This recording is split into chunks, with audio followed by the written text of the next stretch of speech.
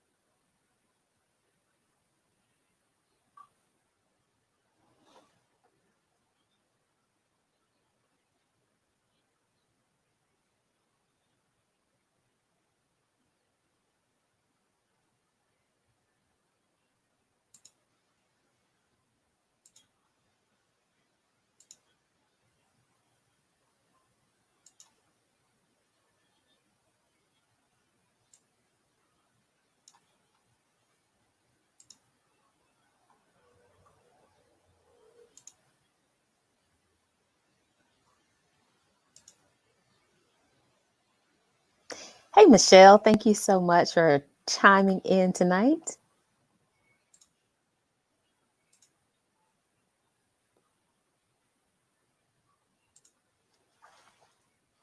Okay, so we're going to go ahead and get started with our Ray of Motivation moment.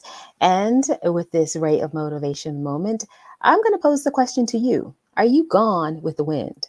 Are you gone with the wind? So, when I was in seventh grade, I was in this club organization that was called Forensics. And no, it had absolutely nothing to do with crime scene investigation. The National Forensics League is actually an organization that teaches students, both in high school as well as college, about speaking and performance. And so when I was in the seventh grade, I was actually competing in dramatic interpretation, which means I had a short scene that I was doing and was working on it at school so that I could compete in both the county and state competitions. And my English teacher at that time, Miss Janice Simpson, she granted me the time in class to get up and share an excerpt from my speech, just so I could practice and get more comfortable performing in front of a group. And I will never forget this, but I did a scene from Gone with the Wind, and it was not a funny scene. But about 2 minutes into my presentation, I noticed snickers, here and there from my classmates. By the time I was done, people were almost in full out laughter, and I had no idea what they were laughing about, again, because I wasn't doing a funny scene. Well, when my presentation ended, I learned that I had incorrectly, more than one time, pronounced a word that though I had heard, I'd never seen it. I was talking about going to the train depot, but it was actually depot. And every single time I mispronounced it, laughter erupted even louder in the classroom. That was one of those moments that not only was I going with the wind, going just almost out of my mind, I was really hoping that someone could have corrected me in a little bit of silence. Why do I bring that up now? There are so many opportunities we have to correct people with love. And someone just did that for me this afternoon, right before the broadcast. I've seen this saying on social media more than one time that we should fix a sister's crown or brother without ever letting anyone know that it was crooked. So are you going with the wind, or are you moving in silence to be a blessing to someone? That is our ray of motivation moment for this Friday edition of the Angela Ray Show. Well, now I have the distinct pleasure of introducing our final guest in our Black Music Month series. She is a singer. She is a songwriter. She is also an actress of both theater and film. And one of the unique things about her music career is that she has carved out a niche as an impersonator. So please help me welcome Chimere Scott. Hey, Chimere, thanks so much for being on the Angela Ray Show. Hello, beautiful. How are you? I am doing good. So, of course, this week has been probably one Mhm. that you and I have not lived through in our lives. Perhaps our parents, our grandparents may have seen some things similar during the Mhm. civil rights movement. How are you and your family doing? We are well. Um, we are definitely pumped up. We are excited. We are emotional. We are upset. We have some anger going on. We have some disappointment, some hurt going on. But most of all, and most importantly, we're hopeful. I mean, what I'm seeing now is something that gives me a true sense of hope. And that is to see so many people coming together, finally uniting. It feels like we're finally the United States of America in a sense. And we are united about a cause that just affects humanity. You know what I mean? All of us, all people. And to see it, I got the chance to go out to a couple of the protests that are happening right here in Atlanta. And I mean, when I was out there and I just saw all those faces of different colors, different creeds, young, old, I mean, like the people are united about this one cause. It's not just us, it's not just Black folks, it's all folks, it's all kinds of folks and all colors of folks, really, really showing up in this moment like I've never seen before. And many others, that are even older than me have ever seen before. So I'm hopeful. Hopeful is I think the most important way that I'm feeling right now. Well, that's good. And I think that as I have seen protests from around the country, Atlanta, California, in Minneapolis, in New York, even though there have been some of the riotous moments that I don't believe are a true part Right. of the protest, although Right. those have been highlighted, the moments where unity has been displayed, where we Hmm. have seen people come together, it definitely feels hopeful. Even on social media, where I've seen people kind of post like, hey, Yeah. this is how I feel, Yeah. Hmm. what do you think, or what else can I do to help? those Yeah. those those have been definitely very Yeah. encouraging It's to see. different. It's Hmm. different. This is a different time, and that's what Al Sharpton said when he eulogized George Floyd yesterday. He said it's a new time that we're living in right now, and I can see it. I can see it. Now you are such a talented singer. Have you been using your music as a part of this change? Um, I'm getting ready to. Let me tell you what I felt, at the onset of all of this, and how that kind of changed for me. You know, immediately after, the videotape came out, and then I guess the second day following that, or the day following that, when it's like everybody saw it at the same time almost. And I think like that next day, I can't remember exactly what happened or what it was, but I was so angry, and I felt like I didn't want to do anything other than speak on what was happening. I didn't want to sing. I was like, we don't need no puff and pump and circumstance. We need action. You know what I mean? I was vigilant. I didn't it I felt like I didn't want to be selfish and post anything about me or anything about my music or anything about my career and the things that I was working on. I felt like I wanted to use my voice directly about what was going on. So I got up, because I was really, I mean, I was down. I was feeling so discouraged, and then I got up and I decided to allow my creativity to be my outlet, because that's what it is. And Mm-hmm. it took me a minute, but I came to the realization that, Chimere, you got to use your tools in order for your voice to be heard. You know what I mean? Like there's so many ways for us to be a part of this movement. And me being an entertainer, me being a singer and a songwriter is a way. It's a part of it. So after I got off, after I calmed down, and reflected on the fact that, music has always been a voice for nations and a voice that could always unify us. It was like, now's not the time, Chimere, to go into the closet, or now's not the time to necessarily switch up, what you're great at, use it, So right now Mm-hmm. I'm at that place where I'm starting to write. I definitely want to do a song, myself. And I'm in that space. I'm in that space where I'm like, okay, I got what I need. I was able to get that out, and now I can move forward in action and use my gift, use my talent. So you've been working on Hmm. stage, in Hmm. theater, on Yes. television. I remember seeing Yes. you on Greenleaf, Yes. singing in the choir. Yes. How has what part of your career has, I would say, has been the thing that propelled you to the Hmm. impersonations that is really filling up a lot of your time now?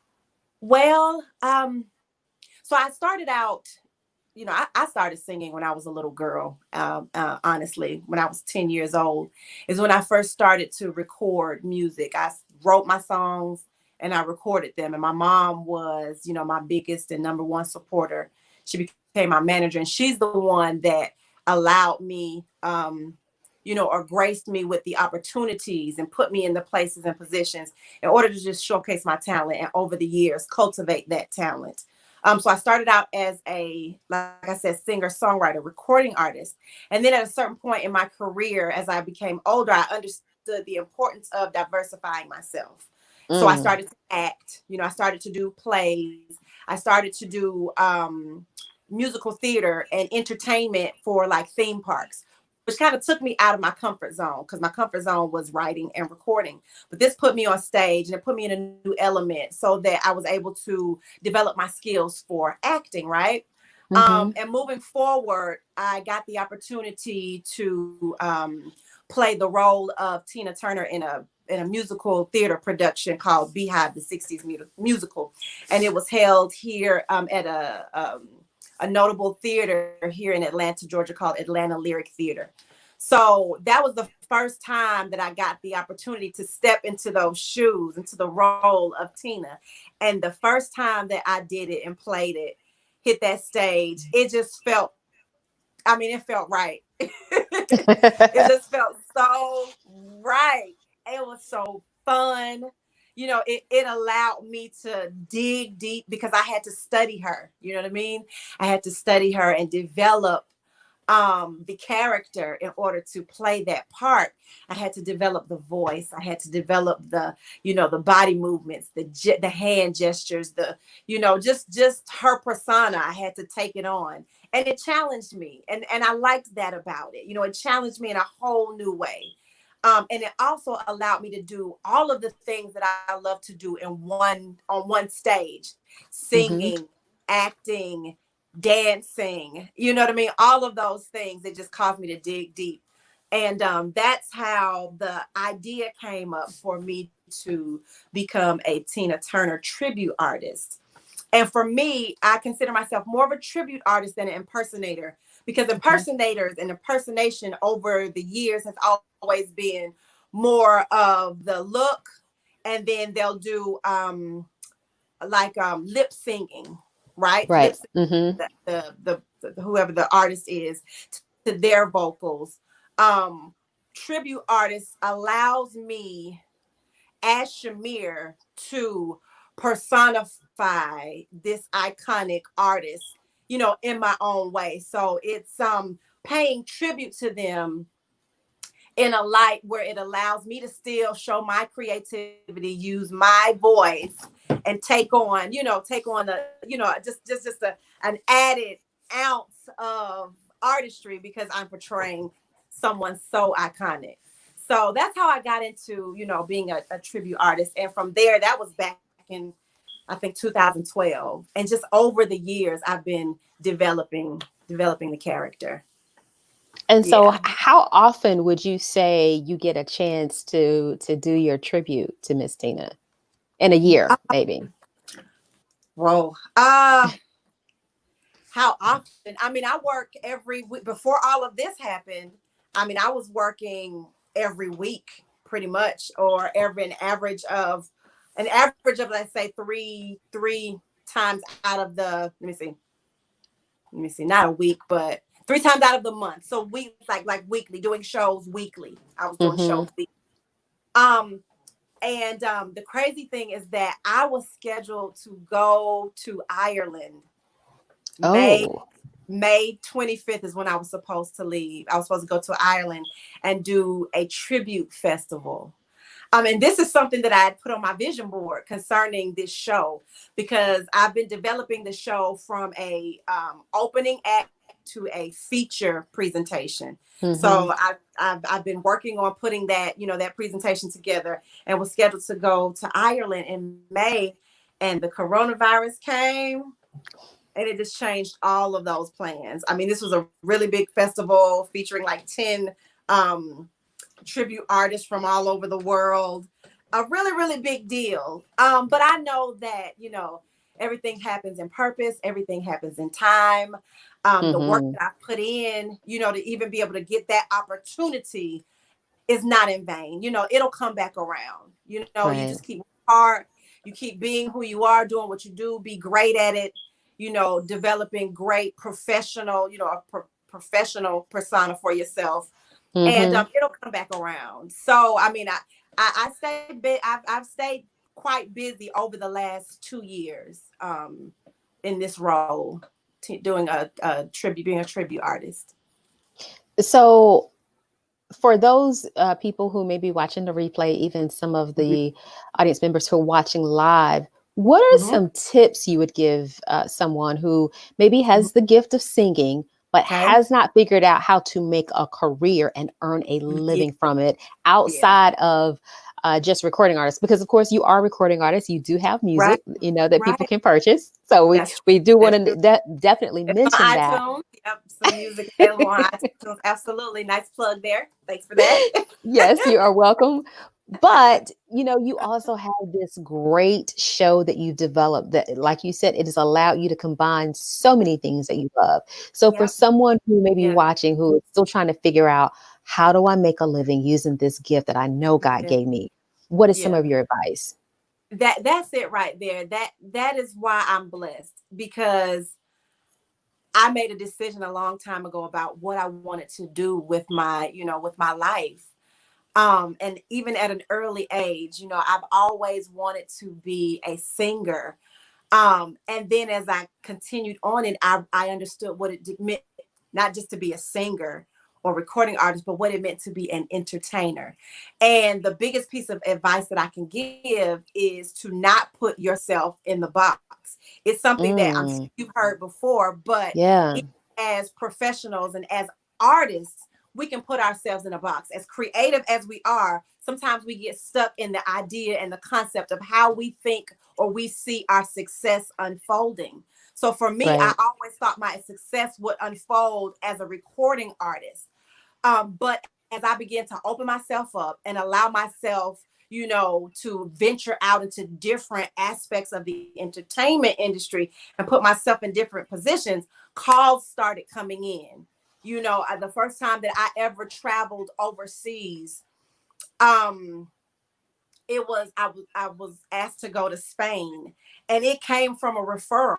I mean, this young lady, who's a great friend of mine now. Her name's Bryn Herrera. She gave me a call, and she had just received my number from someone else that she knew. I think she received it from Shannon Sanders. He's a producer for India Ari. So I worked Okay. with India and done some recording with this producer in India, and Shannon gave my number to Brenda. And Mm-hmm. this lady called me out of blue and was like, "Hey, I got your number from so and so and so and so so and so so. Do you want to go to Spain?" And I'm like, "Do I want to go where? Right. Or do I want to go? Do I? When is the plane leaving?" My daughter was, I think my daughter was 6 months old. I just had my daughter. My daughter was 6 months old, and Wow. I said, let me get this. Put this breast milk in the freezer. Pump, pump, pump. Let me pump this breast milk, put this in the freezer, and I'm going to Spain. And it was like a 2-week tour that we did. But I'm saying that to say that what I did as an artist was I maintained a good level of professionalism with all the people that I worked with. And then my name just started getting dropped in different buckets. And I made sure that I was prepared in order to take on these different roles. And things like that have just been happening to me all throughout my career. And I think the main thing about it is being ready, being prepared, and being good at what you do, keeping your eyes open, seeing that this opportunity may lead me to that very place that I want to be. And this may not be what I thought it would be, but it could be what I created to be, or whatever. It could be anything. That's what our creative talents are for. So the main thing I would say is be diverse. Be a diverse artist. um don't expect it to come a certain way. Be open for it to just unfold. It's a journey. It's really, really a journey. I never thought that me, a recording artist, singer, songwriter, would be a tribute artist, a Tina Turner tribute artist. But because I got an opportunity, somebody thought enough of me that I was a good enough singer, you know what I mean?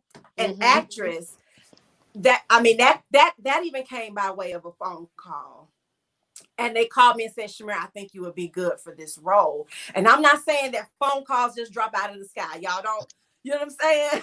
Right. Don't get it But twisted. I put in work. You know what I'm saying? I put in work in different areas, but that's one thing that I did. I just started allowing my talent to speak for itself. So it's like, hey, let me give this a try. Let me give that a try. And I also made sure that I prepared myself with classes, singing, vocal lessons, acting classes, and things like that, so that I could develop the skills, so I could go out here and be the triple threat that I need to be, so I can pull this check. Right? You understand me? Cha-ching. Because that's it. We want to be professional entertainers. We want to be working performers. That's Right. starving artist life. We don't want that. But you got to Mm-mm. go through that in order to get to the other side, and that takes work. It takes some hard work and some consistency. And I've been consistent all these years. Now, you were just talking about going to Spain, and we have a question from one of our loyal viewers, Edwin, Okay, about singing overseas. okay. Let's see. Edwin is asking, do you think people overseas appreciate Black performers, singers, more than people in this country? Um, well, what I can say is that I think we've all kind of come to find, especially as we've grown older and had the chance to travel abroad, to understand a bit of the sense of entitlement that we have here in the United States. Like, we're so used to seeing certain artists and certain calibers of artists and calibers of talent that others in other countries don't necessarily get to see all the time or even get to see up close. It's like, Mm-hmm. um so the appreciation comes, I think, because of culture, because of cultural reasons. But I've been some places where I felt like I had the opportunity in particular to go to Ethiopia and perform. And I performed in Ethiopia for 3 months. Oh, Um, wow. yeah, I was there for 3 months. I had a residency there for 3 months. And the people there were so, I mean, they were some of the most loving people that I've ever met. You know what I mean? Some of the most Mm-hmm. loving people that I've ever met. They were, they meet you, as an artist, but being there for the amount of time that I was there, I developed friendships, with these people, and they just had an appreciation for what it was that we did. I wasn't a big name, named artist. I hadn't sold 1 million records, but it didn't take that for me to get to Spain. It didn't take that for me to get to Ethiopia. But it just depends on the level of appreciation that the culture has for music, in itself. But I have seen, I've noticed that because I've been to a couple of different, countries, and it's different. It really is different in different places, different areas. So I wouldn't just say, overseas completely they have a better appreciation. It just depends. It depends on where you go. Yeah, it depends on where you go. Okay. Have you ever performed in Germany? Because I hear that that is one of the great places overseas for American artists to perform. I have not. I've yet to travel to Germany. Okay. Yeah, I've yet to travel to Germany. That would It's on be my it's on my list. that would be an More interesting for poetry. place to go. Yeah, yeah, yeah. Yeah, with the military bases over there, and Right. so many Americans being stationed there and Right. having taken up root there, there are actually quite a few of us who Yeah, are in Germany. I've had so many family members over it's there. it's true. And we everywhere. You know what I This is mean? true. That's the thing about it. Like, we at this point, we are everywhere. You know what I mean? We have infiltrated many cultures. Right, We're everywhere. We're everywhere. definitely. Hmm. Who would you say is the biggest music artist that has impacted you as a singer? Oh wow. Um, I have a list of them. I don't think I could give all the credit to just one. So I can go through my list, but definitely Tina. Um, and she's influenced me as a performer. So I guess I have different artists, and what they've done as an artist has influenced certain parts of my artistry, right? Hmm. So Tina, as an entertainer and a performer, she's Okay. influenced. Whitney Houston as a vocalist, had a great influence on me. Her, Patti LaBelle, um, they had great influence on me vocally. Michael Jackson, of course, his entire artistry, you know what I'm saying? Had a great influence on me because he did everything. He Yeah. produced, he sang, he recorded, he wrote, he danced, like he just did everything. You know what I mean? So I see that in how I am creating and developing, how I created and developed my tribute, my tribute show. And I think pulling things from all of these different artists has made me now the artist that I am. Like I said, I could have just always been a singer songwriter and stayed in that box, Right. but I decided to come outside of that box and explore, other areas. I can also say that my favorite writer, songwriter, producer is Kenneth Babyface Edmonds. That's secretly my husband. I was about to say something. I was about to call the ex-wife. I was about to say, "Well, Tracy." I'm like, "Oh no, that's no, not no more." Uh-uh. I have always connected with that man's artistry. I just love him as a writer. I love his melodies. I love his Hmm. lyrics. I mean, his melodies are just I love the way that he does his vocal arrangement. Like, I'm talking about, like, this my dude. Like, I know I like I feel like I know this dude. That's one person that I want to work with. Okay. I want to work with him. So Kenny Babyface Edmonds, if you hear me and if you see me and if there's anybody that knows him, tell him that Chimere Scott, a little old girl from Decatur, Georgia, is looking for him, that he is on my list. Okay. Okay, then. We got to Yeah. put that word out. Got to put that word out. You have another question? Okay. So this is Edwin again. Yes. Yes. Okay, Edwin. He says that you mentioned you are a songwriter. Does that give an advantage of a vocalist? Um, I wouldn't say that it does. I think that it's probably the opposite. I think that being a vocalist personally gives me an advantage as a songwriter, because as a vocalist, I can hear melodies. So I'm able to write not just the lyrics, but I'm able to write my melodies and I'm able to execute the melodies how I hear them.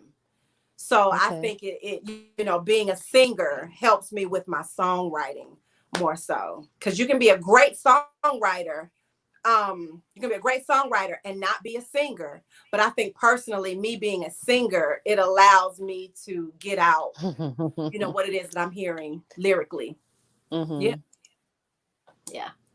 Um, Edwin said, "Babyface is the truth. He can craft a song." He said, "My favorite Babyface song is 'Where Will You Go?'" Okay, and he asked me what is mine. Mine is "I Give Good Love." I think it's I can say it. Oh. I mean, there are so many. How can you have a favorite Babyface song? I don't know, but I think it would be "I Give Good Love." Yeah. I had to think about it. I'm not fit. I'm not getting ready to sing it out loud in front of a I singer. know. That's what I'm not getting ready to do. To be clear, We're to be gonna make clear. them do But I their was research. We're gonna make them go do their research on no, that but one. I thought about it. I was like, which one is? It? I was like, oh, okay, Yeah. I heard it. And I And was also thinking about some of the songs he wrote for After Seven. And that Babyface I wrote, actually go back girl. to the deal though. Let's go all the way back to the deal. Okay, And two okay. occasions.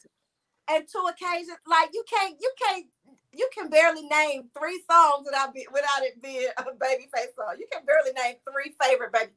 He's written for everybody. Yeah. He's the pen to so many number one records, so many hits, so Mm-hmm. many timeless classics that weren't just his music. It's ridiculous. Like Right. that whole Babyface versus Teddy Riley battle was life for me. Like, after we got past the technical difficulties, but just Yeah. that dude, he's so cool on top of all of it. Like, okay, Babyface, like, okay.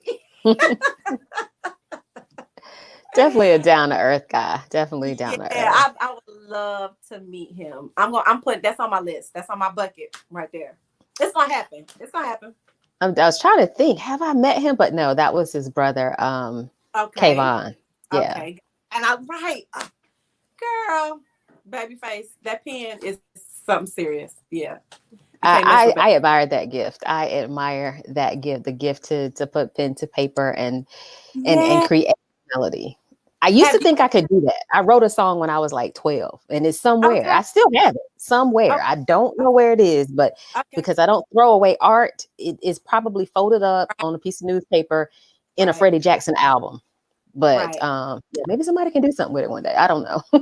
Well, that's something that in addition to me being an artist and all of the things that I'm able to do on stage.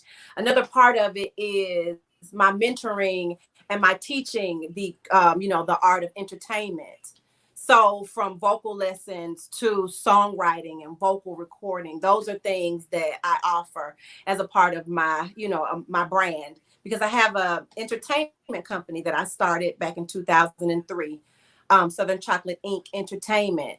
And through that company is how I'm producing, my show. And it's important to me now that I've had all of these great experiences and gained so much experience. And I mean, like, just done so much that I teach others how to do what it is that I do. So I have a course that I'm putting together right now in order to teach people like myself or like I was once how to make a professional career out of entertainment. Everybody thinks you got to get a record deal, or you got to have this, or you have to have that. It's so many different, ways to be a working professional entertainer. So that's Right. something that I also offer, as well. So, so can we like do I a know, like right? like a little test right now, so I can be that triple threat? I Because know that's right, girl. I got you. I got you. I'm saying I'm definitely gonna do some workshops, a songwriters workshop. I'm gonna do a vocal recording workshop. I'm also going to do a course on how to develop and create your own musical production. So okay. all of those things. Yep. And so the best way for people to find out when you might Yes. be doing that, will that be on Yes. Instagram or on your My website? Instagram. I post everything through my Instagram, all the classes I offer, the courses I offer, the shows that I'm doing, all of that stuff through Instagram. And my Instagram is Chimere World. At Chimere World, it's CHIMERE World. That's Instagram. That's also my email address, shimereworld@gmail.com. You can reach me that way also. And then I have my Timeless Tina tribute website. So you can go there to see, what it is that the show is about. You can book, the show from there also. Or you can always, just contact me, like I said, through my Chimere World Gmail email address. Okay, cool. And that is just in case you all, if you were just like, all mesmerized and you didn't have a chance to write it down, it is scrolling at the Yeah, bottom of of the there it Instagram is.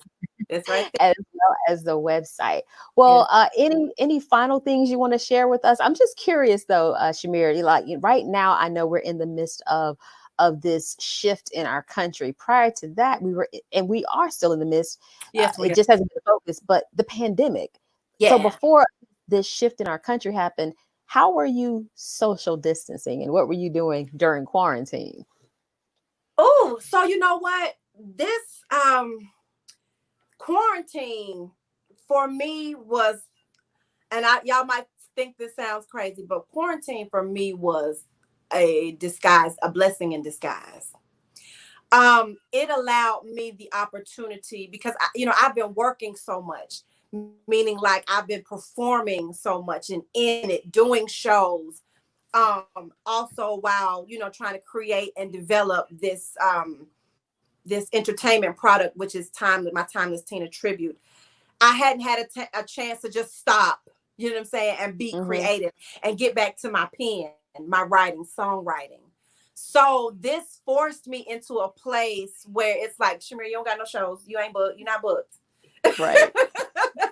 You're not booked and busy no more. You can sit down. You know what I mean? Mm-hmm. With and not by choice, but by force. But it forced Mm-hmm. me back into my creative space. You know what I mean? And it forced me also into a space of rest, a space of reflection, just being able to stop where I was and take a look at the things that I have accomplished because I'm an ambitious person.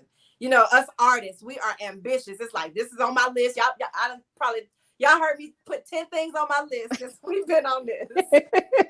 Right? You know what I'm saying?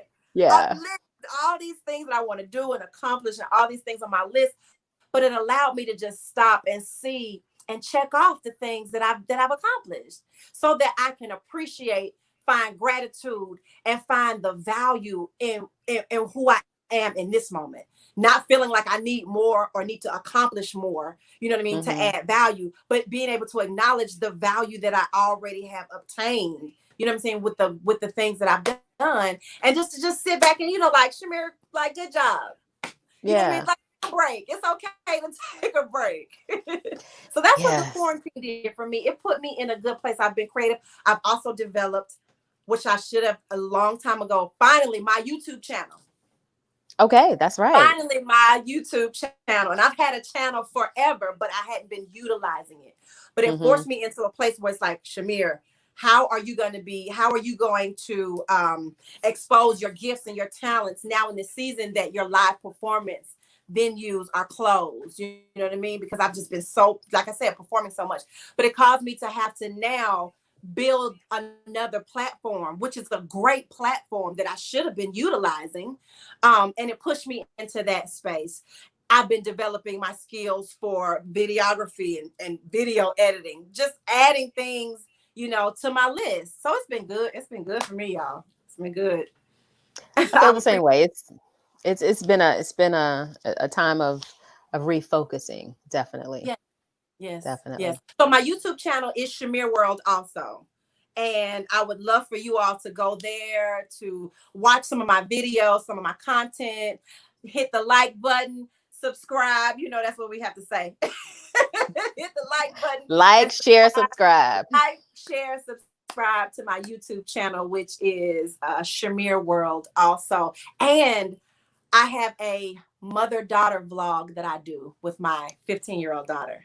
Okay, So when I'm awesome. not doing all of the stuff we just talked about and chasing well, not chasing, living the dream, because I don't chase the dream anymore. I'm living the dream. And that's what I want to Hmm. help people do, to live the dream. But when I'm not doing that, I'm clocked into what is my most important position, and that's being a mother to my 15-year-old daughter. Okay. So she's a part of my channel as well. So I have some blog videos that we do, just raising a 15-year-old. That's a whole nother episode in Yes, itself. yes. So we have to have you back, Yeah, moms of girl. Yeah, when teens. y'all want to We're talk gonna do about a whole series. girl, mothers raising daughters, I'm here for that. I'm here for that series. Awesome. Well, Shamir, thank you so much for taking time out of your busy schedule to share Absolutely. how you can have a career in this music industry You can and do it. not necessarily be topped with You being a can do it. recording artist. You can do it. It's so many different ways, so many different avenues. You just got to open up your eyes. Awesome. Yep. Well, thank Thank you you for again. having And you're welcome, darling. Have a great evening. you too, love. All Bye right. bye. All right. That is it for this series on the Black Music Month. And this is it for the Angela Ray Show tonight. As always, I just like to remind you of Ray of Motive number 54. Cleaning a mirror will not change the person who is reflected in it. Until next time, I encourage you to go out and be the change. Have a great weekend.